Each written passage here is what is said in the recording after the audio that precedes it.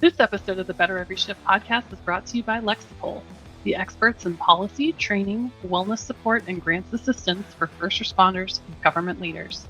To learn more, visit lexipol.com.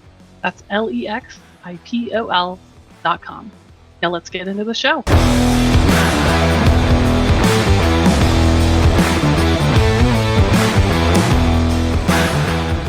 Hey everybody, welcome to the Better Every Shift podcast. My name is Aaron Zamzo. I am a firefighter, EMT, and also author on Fire Rescue One. And with me, as always, is kind of the editor-in-chief, not kind of, the editor-in-chief, the captain, the brains behind this show, Janelle Fosquet. Janelle, how you doing today?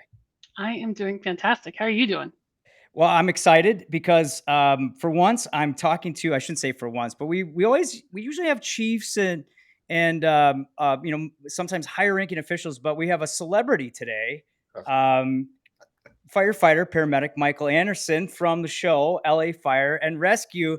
And both of us have kind of just kindred souls being firefighters, talk about chiefs and some other things behind the scenes. But we are really, really happy to have you. How you doing, Michael? I'm doing good. I'm doing amazing. Doing well. How are you? We're good. A lot of our great conversation happens behind the scenes, so we're going to try to bring that forward a little bit. Okay. So you're on the show. You work at 172, and the show is LA Fire and Rescue. It's coming on Wednesday nights, and you've been on a couple episodes. Yes. How is life, man? How has that changed things a little bit? Tell us a little bit about that experience. It was fun. When the cameras first started coming around, like the cameras were there, and then just getting used to having cameras around, because without cameras, when it's just our crew and we go on calls, it's like, okay, we're going on a call and we work together so many times on different runs and rescues where we don't have to discuss what's going on. We just know based off of the call, we already know what each other is thinking. But now add cameras into the mix with a mic person sitting behind you and a producer sitting behind you while you're going on this call. They say, hey, talk about this call. What are you going on? It was just kind of weird at first. And then I remember the first day they had the cameras in the station, we'd be standing there like, hey, so talk about your day. And we're like, we went to Chick-fil-A. I don't know. We couldn't really think of it. It's kind of weird. Right. But after about the third or fourth time, or third or fourth shift, I guess we could say, with the cameras coming out, it was almost like the cameras weren't there. And we just kind of acted natural and just watch your language. Other than that, it was like, be yourselves. So that's kind of how it worked out. But yeah, the old swear jar probably was took a hit for this, right? I think that's probably the biggest adjustment, right? Yeah. A couple. I watched a few episodes. A couple of words came out, but they blurred them out, and then you couldn't catch them. But it was because we were like in the middle of a call, and we're like, actually, we're doing our thing. And again, like you said, you forget about the cameras being there. So. Yeah, when it's a very authentic show. It's a docuseries. Again, it's called LA Fire and Rescue. It's on NBC, and I think it does a great job of really kind of bringing the viewer to what we experience, right? And I'm sure if someone's watching this, they're like, how can you not remember calls? Well, how many calls you're going on 20, 30 calls a shift. Sometimes you're going on how many different overdoses, and there you're at a very busy station, so you're doing a lot of fires. I think one of the episodes does have a 3-alarm fire. Yes. Was that your biggest fire at the time? Yes, during actual production, yes, that was one of the biggest fires. It was just, it was fire for everybody. If you wanted to come to the party and play, you can come to the party and play. It was like, and I think I want to say we were on scene. We had fire department crews on scene for about maybe 13, 14 hours, just trying to get it out. But yeah, it was a trip, because for the most part, well, I'm not going to reveal too much of it, but it was hot. Yeah, right. It looked hot. Yeah. It looked hot. With such a big fire, like, does it change anything having the cameras there? Like, does it make you a little more nervous, or are you just like so focused on the fire that you don't even notice? Correct. Yeah, you forget about the cameras. The cameras are like the last thought in your mind. Your thought is trying to get that fire out, getting hose lines in place, making sure everybody's safe, making sure your point of egress is not blocked, depending on where the fire is burning. It was a whole bunch of dynamics when it came to that fire that you guys are going to see this Wednesday night. Yeah. And with that, they also, there's a lot of stuff about crew and crew culture and, how you guys kind of get along and build camaraderie. Tell us a little bit. Now, you've been at 172 for your entire career? No, 172 I was at 172s for about 3 years. Okay. And before that, where else have you been? And then with LA? With LA County, I worked multiple stations. I was assigned to Fire Station 58, which is just down the street from Fire Station 172. It's in Ladera Heights. I also was assigned to Fire Station 183 in Pomona. Then I went from there to Fire Station 89, which is in Agora Hills. And then from that station went to 125, which is in Calabasas. Mm-hmm. And then mind you, all these stations that I was at, I was on probation. And I also, being a paramedic, at the time when we got hired, they hired enough paramedics to fill the vacancies that were going to be created due to promotions.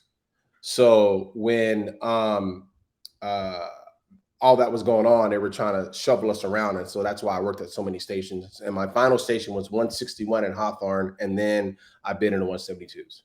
Okay. And what's the territory in 172? I mean, what's your response area? What's that like?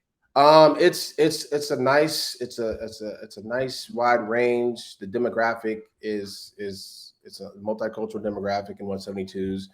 We have commercials. We have multiple apartment buildings. We do have residential structures.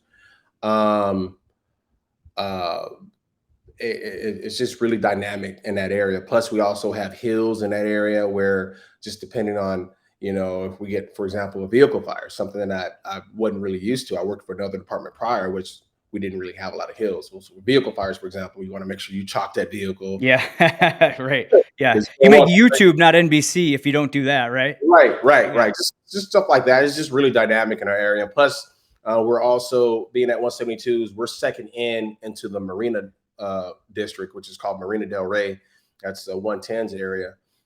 Any fires they get in that area, like apartment fire, they have mostly apartments and condos in that area. So we at 172s always get picked up to run a fire over in that area. I've fought an apartment fire over in that area too. So our district's pretty dynamic. Also, Battalion 5, which is like Malibu, Agora Hills, Westlake Village. If any brush fires go on in that area, 172s is one of the first engines to get moved up to that area too. So it's very dynamic. We have the potential to see a lot from that one station, even though, our district is small compared to the coverage area of, where we can potentially move up to. We can see a lot, basically, in so many words. I know that was a lot. Well, I thought that was one of the interesting things about the show, because in this episode, they also show 125 Calabasas. Yeah. It's like a whole different world over there. And you were there. So, I mean, you get to see like such a variety of, Los Angeles is so massive. So the urban sprawl is so huge. You can see everything, which I think the show does a really great job showing kind of the diversity of calls. Yeah. One thing in Calabasas that I'll never forget. So I grew up in South Central LA. So I'm a city person. I've been in the city.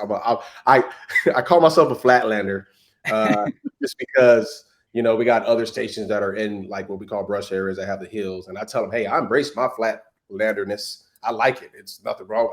I like it. And just me being a flatlander, growing up in South Central LA, I was used to seeing stray animals, stray dogs in particular, cats maybe, but stray dogs. I go to 125s, we get a snake call.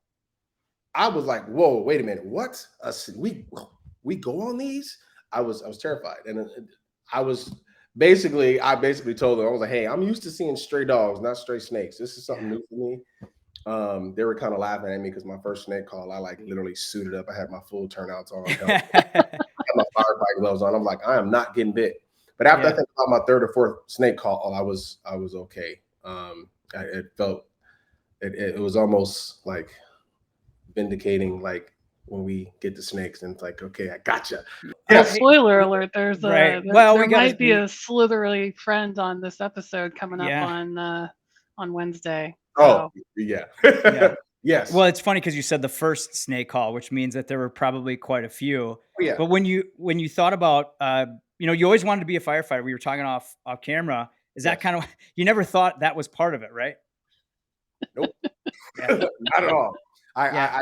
I knew coming up. I knew we responded to medical calls and fires, and like your typical get the cat off the tree or off the roof or something, or save somebody in a manhole. I never thought about responding to an actual snake call. And then as I progressed in the fire service, I knew it could happen. But again, the department that I worked for prior, I worked for Compton Fire I was there for 15 years. Never had a snake call ever, because it's a flat area. There's no hills, nothing like that. But I come to LA County Fire, I get assigned to Calabasas. It's a whole different world out there, like you said. It's like, Yeah. whoa, okay, there's snakes and animals and bugs and lizards, but it was cool. It was fun. Yeah. Yeah, I actually enjoyed it. I mean, literally coming to LA County Fire, like a typical fire department's mantra is we're all hazard. We are equipped to respond to all hazards, and literally LA County Fire literally responds to all hazards, and we are equipped to respond to all hazards, which is something I'm very, very proud of. So Yeah. Everything from helicopters to bulldozers to, snake, snake handling equipment, I guess. Right. yeah. But Yeah. where's the passion? Where's the passion for you, or where's that come from? That wanting to be that firefighter? Where did that all start? Literally since I can remember. I remember being a kid growing up in South LA and hearing the fire engines going by the house, and I would be in my house in a room and I can hear them from inside the house, and I would beeline to the front door just to see them drive by. And I remember as far back as maybe mid 80s, like you're talking about, I'm like maybe 5 years old now. Sorry, I'm aging myself, but oh well, people know now. Yeah. I think I said that on the show. People know who I am. Anyway, I would beeline to the front of the house to go on the porch and watch the fire engine go by. And I remember as far back, mid 80s, where I remember they used to ride on the back of the fire engines on the tailboard. I remember that. I remember seeing that as a kid. I was like, man, I want to do that. I want to do it. And just seeing them go to calls, and I knew they helped people, and I was like, that's something that I wanted to do, and it's just something that I stuck with. Do you have any firefighters in your family? No, I'm the first one. My uncle, he was a Marine, and he became a police officer in Baton Rouge, Louisiana. So that's kind of part of what kind of helped continued on with my passion of being a firefighter, because I knew he wanted to be he was in the civil service as well. And I'm like, hey, I want to do. At first, I had a little inkling, I had a little moment or a little phase where I wanted to be a police officer, but living in LA, the whole Rodney King thing happened. I was like, no, I don't want to do that again. I don't want to do that. Let me. So I actually reverted back to wanting to be a firefighter. I was around 12 years old when the whole Rodney King thing happened. Yeah. But yeah, that's here I am. So do you hope that you can be that example for the kids watching the show? Oh yes, definitely. And that's one of the reasons why I went to 172s. Just because it's an area that I grew up in. It's the demographic is the same area that I grew up in. It was a lot of like African American, Latino, and 172s has a lot of that demographic there. And just to be able to live out my dream and passion of being a firefighter and being on that fire engine, and when kids out there see me on there, like, oh, okay, I could. Like, wow, okay, I can do that too. And hopefully just from that little wave, little kids remember that. Like, I remember waving to the fire engine. I remember being a kid and seeing an LA City fire truck going down the street, and I would see the firefighter tiller bucket. I thought that was the most coolest spot. I was like, if like they would wave to me in the front, but I make sure I wave to the tiller person. Like, hey, it was That's just awesome. Yeah. So hopefully I will have that same effect on younger children, when they see us driving down the street. Yeah, even, it's interesting, even though, and you kind of pointed to this, even though the camera's off now, right? Like you may not have a camera following you around, but the impact of how the citizens view us is so important to recruitment to the next generation, to those we serve, right? And I think, you guys at LA County Fire, you really get that. And where does that come from? Just wanting to look good for the public. It comes from just wanting to uphold the tradition, and we're a professional organization, and just being professional. That's part of the reason why we do what we do, and again, recruitment, and just trying to get people to come down the path. I remember it's just something that's an actual real conversation that I had maybe about a week ago, how it's a trip how nowadays social media has come along. And I don't know if this had anything to do with it, but a lot of the younger generation, there's a lot of people who aren't really applying for the fire service like they used to. Mm-hmm. I remember back in the day, it was like hearsay, word of mouth. Hey, such and such time. Oh, really? Oh, let me get down there. And you'll have a department post something about 10 spots, and you have 6 to 10,000 people, maybe even more, applying for those 10 spots. And it's like nowadays those numbers have gone down. I don't know what that's about. I don't know if it's social media or not, but it's a trip how you see like departments now are offering incentives to become firefighters. And it's almost like we've gotten away from the drive and the passion of wanting to become a firefighter. There's still people now, mind you, there's people out there who are still passionate about it, but it's not as many as it used to be, back in the day, 15 plus years ago. Yeah. Well, and I think it's about pride, right? A little self-pride, and your officers teach you that, your crew members teach you that, right? And from one of the things on the show is that your crew, you're on an all African American crew. Yes. And there's pride in that too, right? Oh, yes. Especially What I was gonna say, there's pride in that because overall people aren't used to seeing that. That's not a very common thing that you see in a fire service nationwide. That's not something that you may see it. It may be a little more prevalent in departments east and south, like maybe Atlanta, DC, but like when it comes to your West Coast fire departments, that's not really seen a lot. And and sometimes we do kind of think, is it recruitment? Is it, what's going on? And so again, going kind of piggybacking on what I mentioned earlier about being in 172s and seeing that little kid, when you see a child that looks like myself, or a minority that says, oh, okay, because typically when you call 911, you don't see a lot of African Americans getting off the fire engines. And it's not discouraging them. It's like, oh, okay, that's cool. But then sometimes people can relate just because they see someone that looks like them. And that's typically how, just from talking to people, that's kind of something that I picked up after being in the fire service for so long. But yeah, we're very prideful about that. And it's just something that you don't really see. And it's like, oh, okay, we're out there. It's just some people, it's just, they don't really see it a lot. And so it's not a common thing. So people are very receptive to it. When we go shopping for dinner, they see our crew, and oh, hey, okay, they're not used to seeing it, because it's just, again, it's not something that people see every day. Yeah, no, and I think it's a point of great pride, too, like you were talking about. Yeah. Well, kind of along the same lines, do people recognize you now? Like, now that you've been on the show, when you're out at the grocery store or whatever? No, actually, no. Only people that I actually said something to me, if they do recognize me, they're like, they won't say anything. But the only time people have actually mentioned something to me is when I'm at work or working at overtime at a station. It's typically other firefighters. And then I post about the show on social media. Other than that, just I don't think the show's been on long enough to where people, like a random person who's not in the fire service, can be like, hey, that's, you know what I mean? So yeah. I think maybe another season or two, maybe that'll start happening. I'm not wishing for it, but if it happens, it happens. But yeah, like we knew for sure when we were in production, like I would talk to Deshaun Roman, my partner, and we were like, man, we're about to be LA County Fire Department famous. Everybody's going, which is pretty much what we predicted. You go working overtime, you go on a drill. Hey, you're so yeah. Besides that, just other firefighters typically recognize. Is it like friendly razzing a little bit Oh, yeah. among. Yeah. Hey, we got like for example, I worked up in Lancaster at Fire Station 130, and we're at our morning lineup, and we're in the kitchen, and the captain goes, "All right, before I start this lineup, I have to say," and he has a piece of paper down and he has a pen, and I was like, "Here it comes," and he looks over at me, he was like, "Can I get your autograph with a celebrity?"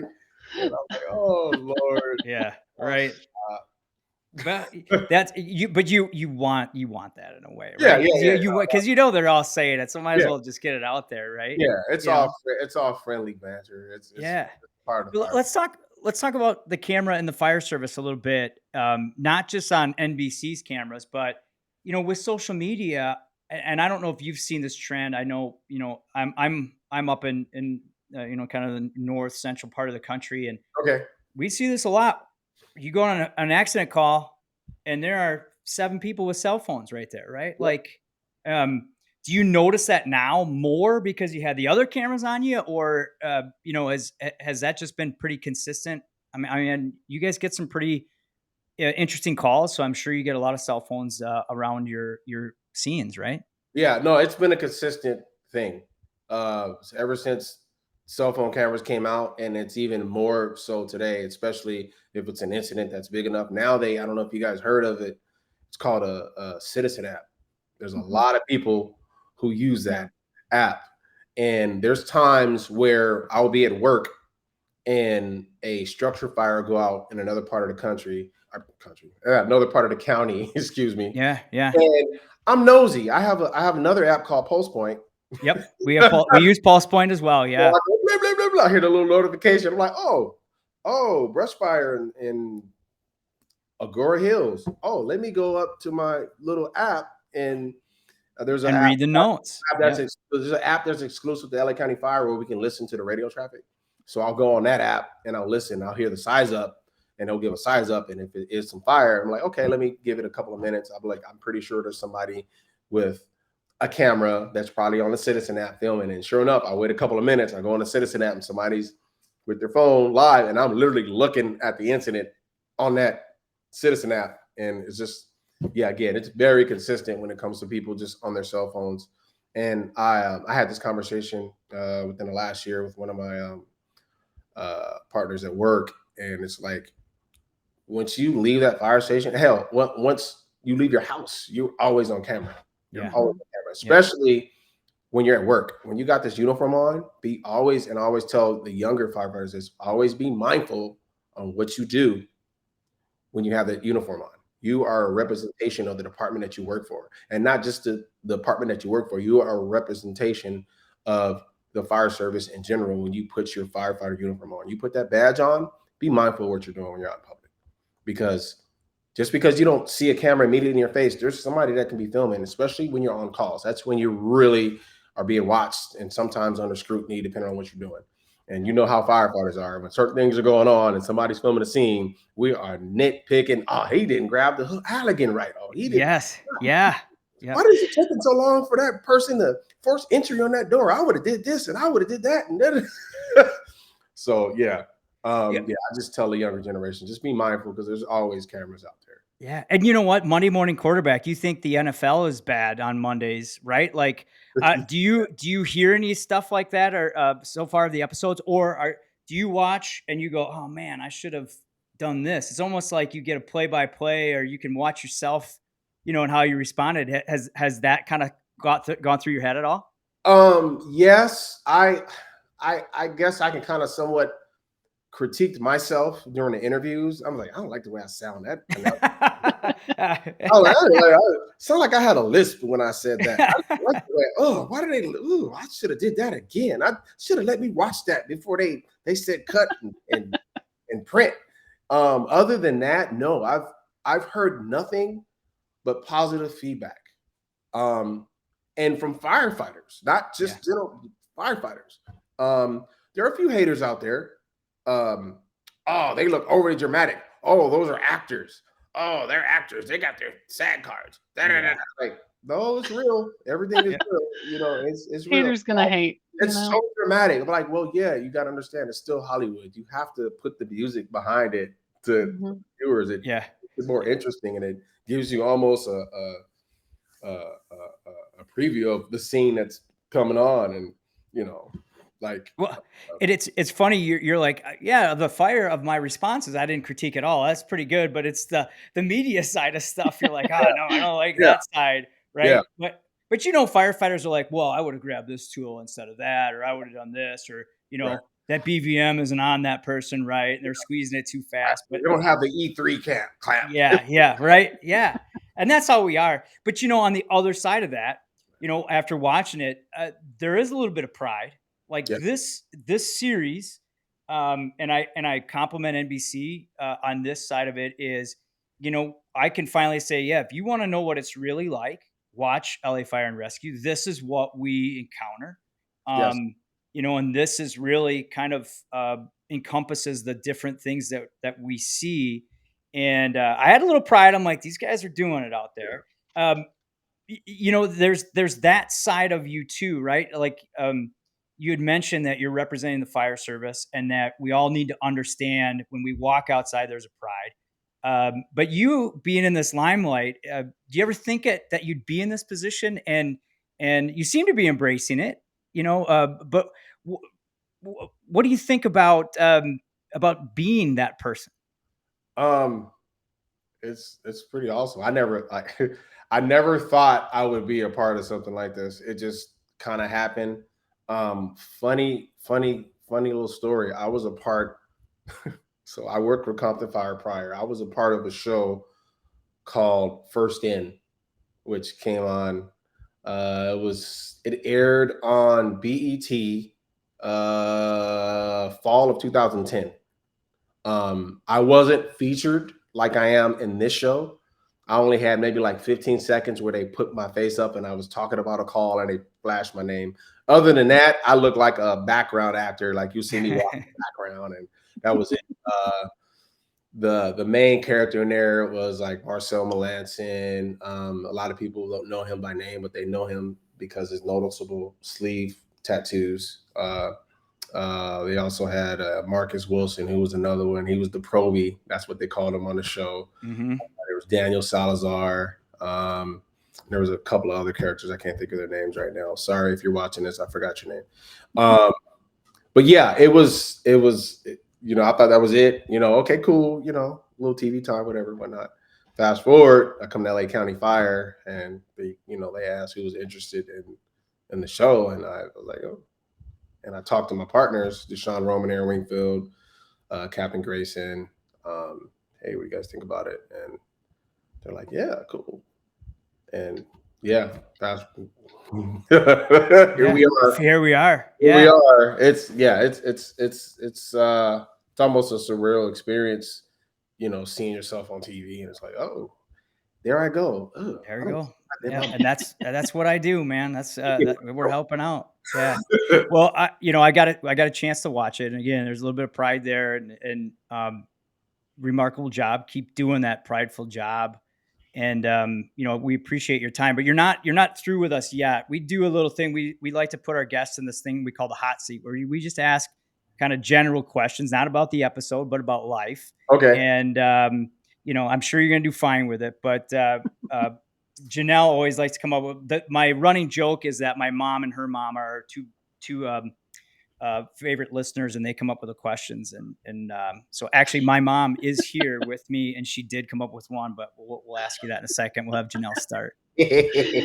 All right, Mike. I want to know, when you're not watching LA Fire and Rescue, what's your favorite show? Jeez, I don't even really watch TV like that. First 48.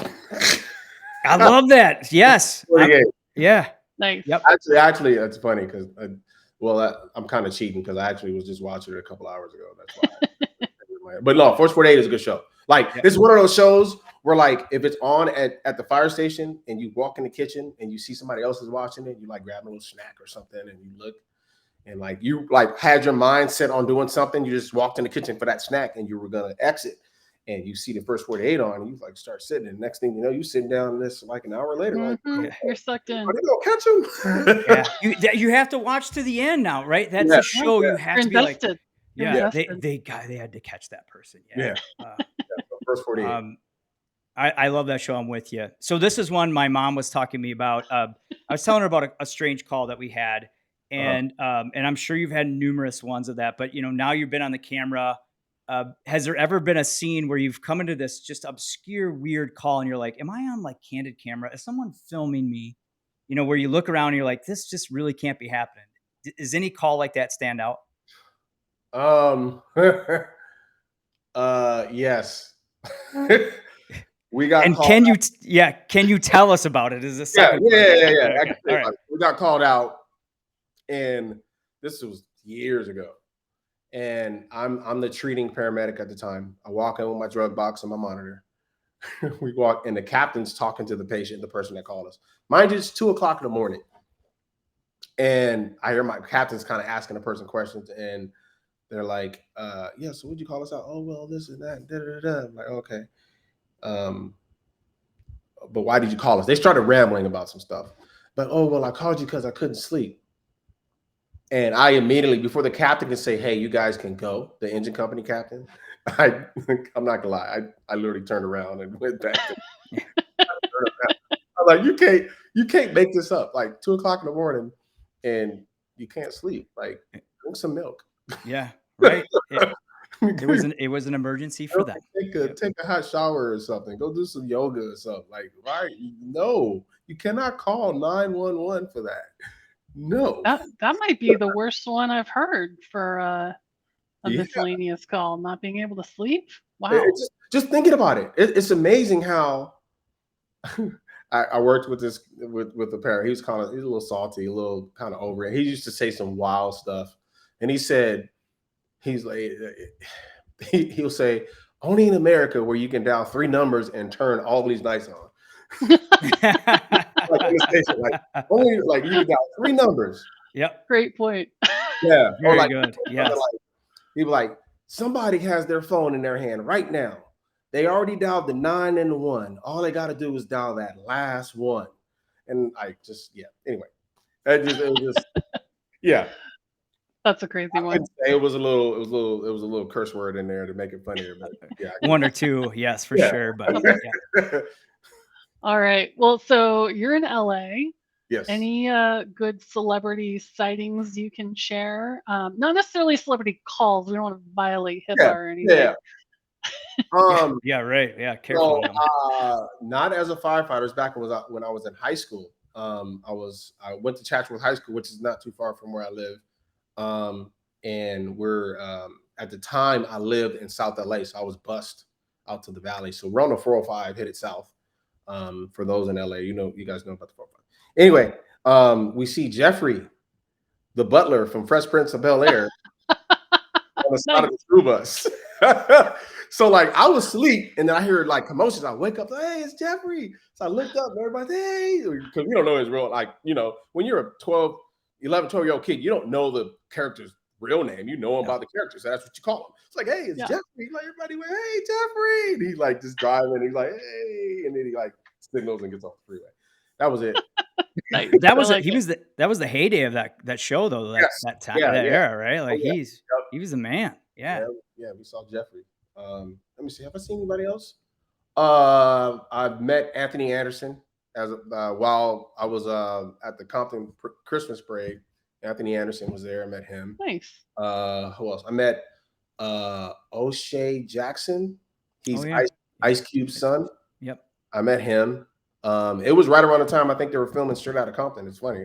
Oh wow. Yeah. Who else have I met? That's about it. That's all I can think of for now. Thanks. Well, next time we talk to you, hopefully that list has grown. That means the show has gotten popular, right? Yeah. Because you'll be going to all those SAG events. Yeah. Whenever they're back. Right. Yeah. Yeah. Red carpets. Shout out to SAG. Shout out. Yeah. And the Writers Guild. Yep. Well, we got one more for you, and this is going to tie the whole show together. Okay. We're all about improving, being better. You had mentioned, the pride that you guys take with your crew, the pride you take in yourself to being a firefighter, and that, you're very honest about just your passion. So Yeah. what do you do to become better? What are you working on right now to help and make yourself better? Just to continue and learn my job. You will never learn everything in the fire service. As a firefighter, whether you're a new firefighter or an old firefighter, you're always going to be a sponge. You're always going to be a student to the profession. Always learn something is my advice, and something that I do and something that I live by. I always try to learn something to make yourself better as a firefighter, and even in life. Um, training, train. That's one thing that I like to do. If I'm not training, I'm very prideful in the rig that I ride on. I just actually promoted to engineer. So Oh, Congrats. congrats. Yeah. Great. and when we're at the station and we got downtime, I'm out there doing something to the rig. I try to give something back to the county, whether it's, something with the rig, something with the station. I'm more like the rig because people, it goes going out in the public, and, people see that. So that's one thing those are things that I do to make myself better, and make the department look better. Well, I think that's very well said. And for those that are listening, you can watch Firefighter Mike Anderson on LA Fire and Rescue. There's new episodes on NBC Wednesdays, 8/7 Central. And then you can stream them the next day on Peacock in case you miss them. But you can just see how much pride he takes. He makes the job look a lot easier than it is. And that's because he prepares, right? And that preparation really pays off. This week, episode 6 called 3 Alarm. You can follow Station 172 in Inglewood. I highly recommend it. I got a chance to sneak preview it, and it's a really, really good docuseries. So again, thank you, Firefighter Mike Anderson, for being here. Thank you all for listening again. And you can also watch Janelle and I on our YouTube channel. You can go to firerescue1.com. That'll link you to the YouTube channel. You can email us at bettereveryshift@firerescue1. Please remember to rate and review the show. But most importantly, piggybacking on what Firefighter Mike Anderson has to say, is learn something, do something, and share something to make you and those around you better every shift. Thanks for listening, everybody.